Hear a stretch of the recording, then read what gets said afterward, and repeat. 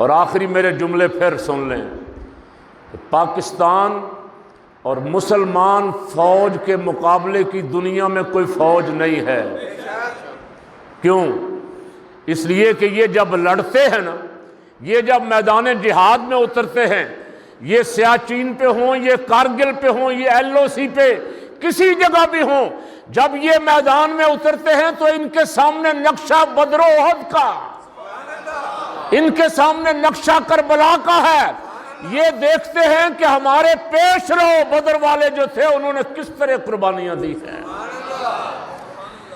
پاکستانی فوج اس لحاظ سے سلام کے قابل ہے کہ جو ہمارے سپاہی سرحدوں پہ کھڑے ہیں، جن کی روز لاشیں آتی ہیں، 1 2 3 4 جوان بچے 20 22 24 سال کے، جن کے چھوٹے چھوٹے پھولوں جیسے بچے اور وہ اپنی جانیں قربان کر رہے ہیں۔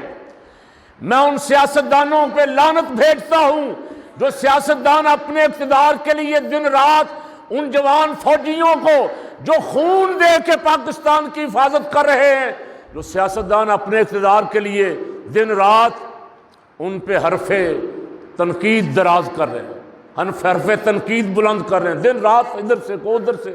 جس کو اقتدار مل جائے وہ فوج کی واہ واہ کرتا ہے، جس کو اقتدار جس سے چھن جائے وہ گالیاں دیتا ہے۔ یہ ہمارا، اور جو جیت جائے وہ کہتا ہے الیکشن کمیشن سبحان اللہ، اور جو ہار جائے وہ کہتا ہے الیکشن کمیشن بے ایمان۔ تو فیصلہ کیسے ہوگا اس ملک میں بھائی؟ حق کا فیصلہ کیسے ہوگا؟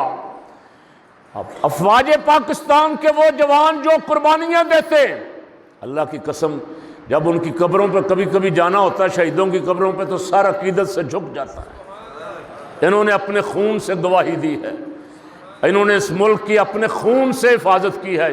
شہیدوں کا قبرستان، اور شہیدوں کے قبرستان پہ اللہ کی رحمت برستی رہتی ہے۔ کل میں نے دیکھا کہ ایک چھوٹی بچی فلسطینی، اسے کسی قبر میں دفن کر دیا گیا، گولی لگی اسے، خون بہا، اسے کسی قبر میں دفن کر دیا گیا۔ باپ اس کا زندہ تھا، وہ 2-3 مہینے بعد اپنے باپ کے خواب میں آئی اور اس نے کہا ابا جان جہاں مجھے دفن کیا ہے میرے ارد گرد گندگی ہے، اروڑی کا ڈھیر پڑا ہوا کوڑے کرکٹ کا، مجھے یہاں سے نکالیں۔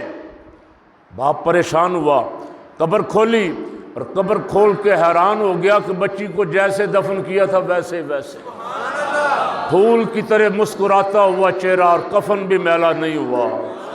سبحان اللہ، شہید زندہ ہیں، شہیدوں پہ اللہ کی رحمت برستی رہتی ہے۔ اور افواج پاکستان، پاکستانی فوجی جب لڑتا ہے تو اس کی نظر میں بدر والے مجاہد ہیں، جن کے پاس اسلحہ نہیں تھا۔ حضور نے ایک نے عرض کی یا رسول اللہ تلوار ٹوٹ گئی ہے، حضور نے درخت کی ایک ٹہنی توڑ کے دے دی۔